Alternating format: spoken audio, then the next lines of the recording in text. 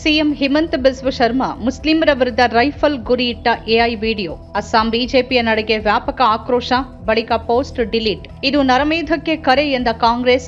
UAPA ಅಡಿ BJP ವಿರುದ್ಧ ಕ್ರಮಕ್ಕೆ ಆಗ್ರಹಿಸಿದ ಟಿಎಂಸಿ ಸಂಸದೆ. ಅಸ್ಸಾಂ ಮುಖ್ಯಮಂತ್ರಿ ಹಿಮಂತ ಬಿಸ್ವ ಶರ್ಮಾ ಅವರು ರೈಫಲ್ ಹಿಡ್ಕೊಂಡು ಮುಸ್ಲಿಮರ ಮೇಲೆ ಗುಂಡು ಹಾರಿಸುತ್ತಿರುವಂತೆ ತೋರಿಸಿರುವ ಎಐ ವಿಡಿಯೋವನ್ನ ತನ್ನ ಸಾಮಾಜಿಕ ಮಾಧ್ಯಮ ಹ್ಯಾಂಡಲ್ನಲ್ಲಿ ಪೋಸ್ಟ್ ಮಾಡಿದ್ದಕ್ಕಾಗಿ ರಾಜ್ಯ ಬಿಜೆಪಿ ತೀವ್ರ ಟೀಕೆಗಳಿಗೆ ಗುರಿಯಾಗಿದೆ. ಪಾಯಿಂಟ್ ಬ್ಲಾಂಕ್ ಶೂಟ್ ಎಂಬ ಶೀರ್ಷಿಕೆಯೊಂದಿಗೆ ವಿದೇಶಿಗರಿಂದ ಮುಕ್ತ ಅಸ್ಸಾಂ, ಯಾವುದೇ ಕರುಣೆ ಇಲ್ಲ ಮತ್ತು ಬಾಂಗ್ಲಾದೇಶಿಗಳಿಗೆ ಕ್ಷಮೆಯೇ ಇಲ್ಲ ಇತ್ಯಾದಿ ಅಡಿಬರಹಗಳನ್ನು ಹೊಂದಿದ್ದ ಈ ವಿಡಿಯೋವನ್ನ ತೀವ್ರ ಆಕ್ರೋಶದ ಬಳಿಕ ಈಗ ಅಳಿಸಲಾಗಿದೆ. ಈ ವಿಡಿಯೋದಲ್ಲಿ ಶರ್ಮಾ ಅವರು ಗುಂಡು ಹಾರಿಸುವ ನೈಜ ದೃಶ್ಯವನ್ನ ಮುಸ್ಲಿಮರನ್ನ ಪ್ರತಿನಿಧಿಸುವ ಸ್ಕಲ್ ಕ್ಯಾಪ್ ಧರಿಸಿದ್ದ ಮತ್ತು ಗಡ್ಡ ಹೊಂದಿದ್ದ ಜನರ ಎಐ ರಚಿತ ಚಿತ್ರಗಳೊಂದಿಗೆ ಜೋಡಿಸಲಾಗಿತ್ತು. ವಿಡಿಯೋ ರಾಜಕೀಯ ಪಕ್ಷಗಳು, ಸಾಮಾಜಿಕ ಕಾರ್ಯಕರ್ತರು ಮತ್ತು ಪತ್ರಕರ್ತರಿಂದ ತೀವ್ರ ಆಕ್ರೋಶಕ್ಕೆ ಕಾರಣ ಆಗಿದ್ದು, ಪರಿಣಾಮವಾಗಿ ಬಿಜೆಪಿ ಅದನ್ನ ಅಳಿಸಿದೆ. ವಿಡಿಯೋವನ್ನ ನಾಚಿಕೆಗೇಡು ಅಂತ ಬಣ್ಣಿಸಿರುವ ಟಿಎಂಸಿ ಸಂಸದೆ ಸಾಗರಿಕಾ ಘೋಷ್ ಅವರು ಯುಎಪಿಎ ಅಡಿ ಬಿಜೆಪಿ ವಿರುದ್ಧ ಕ್ರಮಕ್ಕೆ ಆಗ್ರಹಿಸಿದ್ದಾರೆ.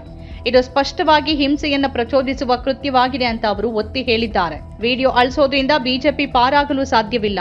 ಇದು ಬಿಎನ್ಎಸ್ ಕಲಂ 152, 156 ಮತ್ತು 192 ಅಡಿ ಅಪರಾಧವಾಗಿದೆ. ಈ ಪ್ರಕರಣದಲ್ಲಿ ಅನುಕರಣೀಯ ಶಿಕ್ಷೆ ಆಗಬೇಕು ಅಂತ ಅವರು ಎಕ್ಸ್ ಪೋಸ್ಟ್ ನಲ್ಲಿ ಬರೆದಿದ್ದಾರೆ.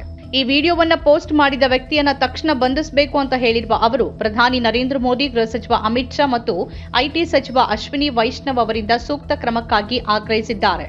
ವಿಡಿಯೋವನ್ನ ನರಮೇಧಕ್ಕಾಗಿ ಕರೆ ಎಂದು ಎಕ್ಸ್ ಪೋಸ್ಟ್ ನಲ್ಲಿ ಖಂಡಿಸಿರುವ ಕಾಂಗ್ರೆಸ್ ಪ್ರಧಾನ ಕಾರ್ಯದರ್ಶಿ ಕೆಸಿ ವೇಣುಗೋಪಾಲ್ ಅವರು ಬಿಜೆಪಿಯ ಅಧಿಕೃತ ಖಾತೆ ಅಲ್ಪಸಂಖ್ಯಾತರ ಪಾಯಿಂಟ್ ಬ್ಲಾಂಕ್ ಹತ್ಯೆಯನ್ನ ತೋರಿಸುವ ವಿಡಿಯೋವನ್ನ ಪೋಸ್ಟ್ ಮಾಡಿದೆ. ಇದು ಈ ಫ್ಯಾಸಿಸ್ಟ್ ಆಡಳಿತ ದಶಕಗಳಿಂದಲೂ ಕನಸು ಕಾಣ್ತಿರುವ ನರಮೇಧಕ್ಕೆ ಕರೆಯಲ್ಲದೆ ಬೇರೇನೂ ಅಲ್ಲ ಅಂತ ಕಿಡಿಕಾರಿದ್ದಾರೆ.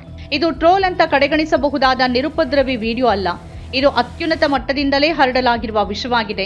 ಇದಕ್ಕಾಗಿ ಪರಿಣಾಮಗಳನ್ನು ಎದುರಿಸಲೇಬೇಕು. ಮೋದಿ ಇದನ್ನ ಖಂಡಿಸ್ತಾರೆ ಅಥವಾ ಇದರ ವಿರುದ್ಧ ಕ್ರಮವನ್ನು ಕೈಗೊಳ್ತಾರೆ ಅನ್ನೋ ಯಾವುದೇ ಭರವಸೆ ಇಲ್ಲ. ಆದರೆ ನ್ಯಾಯಾಂಗ ಕ್ರಮವನ್ನು ತೆಗೆದುಕೊಳ್ಳಲೇಬೇಕು ಮತ್ತು ಈ ಪ್ರಕರಣದಲ್ಲಿ ಯಾವುದೇ ಉದಾರತೆಯನ್ನ ತೋರಿಸಬಾರದು ಅಂತ ವೇಣುಗೋಪಾಲ್ ಹೇಳಿದ್ದಾರೆ.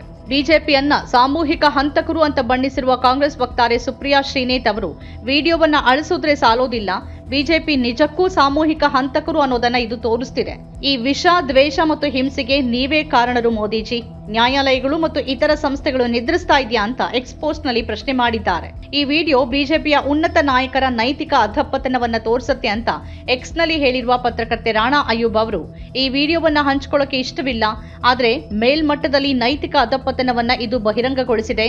ಬಿಜೆಪಿಯ ಟ್ವಿಟರ್ ಖಾತೆ ಹಿಮಂತ ಬಿಸ್ವ ಶರ್ಮಾ ಮುಸ್ಲಿಮರ ಮೇಲೆ ಗುಂಡು ಹಾರಿಸುವ ಮೀಮ್ ಅನ್ನ ಹಂಚಿಕೊಳ್ತಾ ಇದ್ರೆ ಅತ್ತ ಪ್ರಧಾನಿ ಮೋದಿ ಮುಸ್ಲಿಂ ಬಹುಸಂಖ್ಯಾತ ಮಲೇಷಿಯಾದಲ್ಲಿ ಭವ್ಯ ಸ್ವಾಗತದ ಕುರಿತು ಮಾತಾಡ್ತಾರೆ ಅಂತ ಕುಟುಕಿದ್ದಾರೆ.